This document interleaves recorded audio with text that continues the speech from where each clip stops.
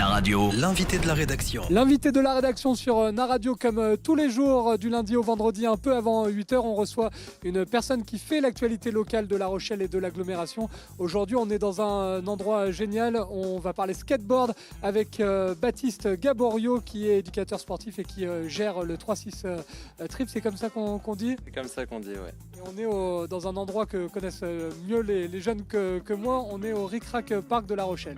Voilà, c'est ça. On va parler notamment des JO, des Jeux Olympiques, puisque le skateboard va faire son apparition d'abord à Tokyo en 2020, puis à Paris en 2024. Mais avant tout ça, on va présenter un peu l'association. Est-ce que vous pouvez nous dire un mot, combien de jeunes viennent tous les jours dans ce skatepark ? Alors, l'association 3-6 Trip, c'est une longue histoire avec le skateboard à La Rochelle.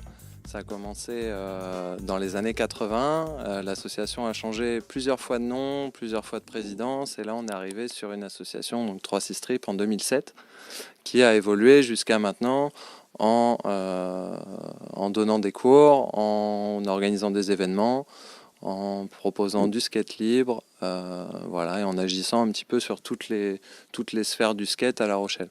3-6, c'est par rapport, le nom, c'est par rapport à une figure, c'est ça ? Voilà, c'est dévié de 3-6 flip et ensuite trip pour le voyage, l'invitation bien sûr voilà, au voyage à la découverte par le biais du skate.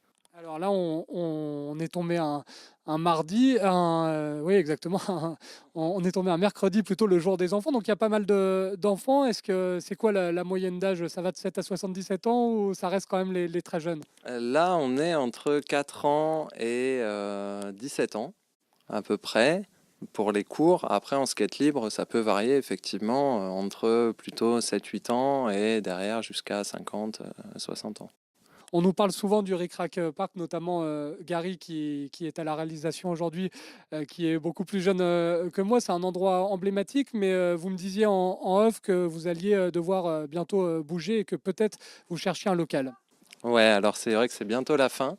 En fin 2019, les bâtiments vont être rasés, ce qui va signifier que nous, on va partir et on va profiter justement de cet élan pour essayer de se développer, trouver un local plus grand.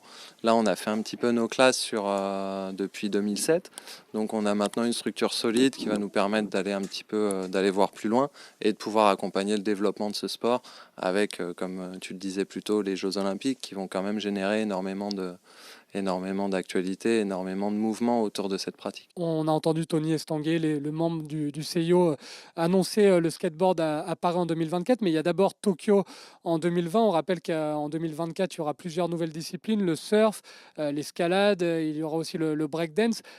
Déjà, première étape Tokyo 2020, est-ce que vous vous attendez avec la médiatisation à plus de monde qui viendra frapper à la porte de 3-6 Trip ? Oui, j'en suis quasiment certain. C'est sûr que ça va faire parler du skateboard à un public beaucoup plus large, avec des médias qui vont toucher une beaucoup plus grande part de la population, et on va sortir de ce skate un petit peu restreint, un petit peu communautaire, pour aller sur quelque chose de beaucoup plus médiatisé. Donc forcément, ça va avoir des impacts derrière sur l'inscription aux écoles de skate et le développement de la pratique. On va rentrer dans le côté technique, tout simplement, avec donc Tokyo, je le disais, en 2020. Il y aura 4 athlètes en tout sacrés champions olympiques de skate, avec 2 hommes et 2 femmes. Il va falloir nous expliquer un petit peu. Il y a 2 disciplines, j'ai vu. Il y a le street et le park. Déjà, le street, ça consiste en quoi ? Alors, le street, ça consiste, ils fabriquent des skateparks pour reproduire l'espace urbain. Donc, ça va être des figures assez techniques, plutôt à base de rotation, à base d'enchaînement de rotation, sur des marches, sur des mains courantes, sur ce qui peut s'apparenter à des bancs, des murets, des plans inclinés. Après, donc ça, on est sur le street. Après, on est sur le parc terrain, qu'on appelle plutôt ball historiquement. Là, c'est vraiment plus des piscines des années 80 où on va enchaîner les figures aériennes. Donc voilà, on a 2 disciplines, une discipline plutôt technique, plutôt au sol, et une autre plutôt sur les transitions, prise de vitesse et figures aériennes. Donc, ce qui se pratique ici au Ric Rac, c'est plus le street. On a les deux en fait, on a une partie mini-rampe et on a une partie street avec effectivement du mobilier qui est modulable et adaptable en fonction de nos besoins, de nos envies et de notre créativité, de nos idées.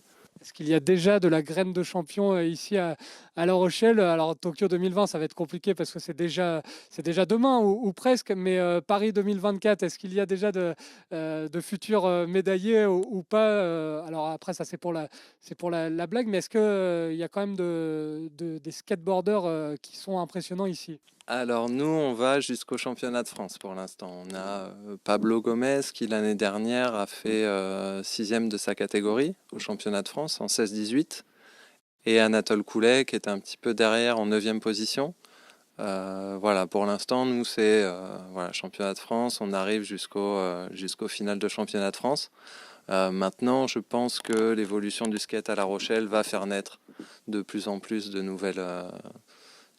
nouveaux skateurs et très prometteurs, j'en suis sûr. Ouais, parce que c'est une ville où il y a vraiment la possibilité de s'exprimer avec beaucoup de parcs. Il y a pas mal d'endroits où on voit beaucoup de skateurs dans la ville. Alors, il y a une grosse concentration de skateurs à côté de l'aquarium de La Rochelle, à l'espace Encan, qui va d'ailleurs être aménagé en cette fin de semaine-là par des nouveaux modules. Donc ça a été construit en collaboration avec la mairie de La Rochelle.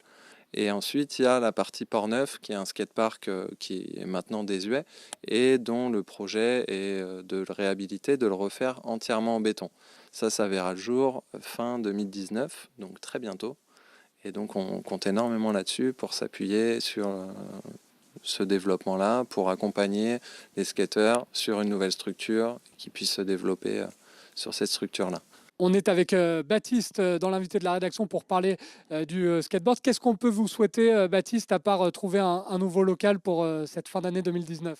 C'était une très bonne question. De continuer comme ça, parce qu'on adore ce qu'on fait. Et voilà, trouver un nouveau local, de pouvoir donner la possibilité à un maximum de gens de découvrir cette pratique et un maximum de jeunes de pouvoir y avoir accès. Et forcément, l'exposition médiatique avec les JO va aider en ce sens. Merci beaucoup d'avoir été l'invité de la rédaction ce matin sur Naradio. Mais je t'en prie. Naradio, l'invité de la rédaction.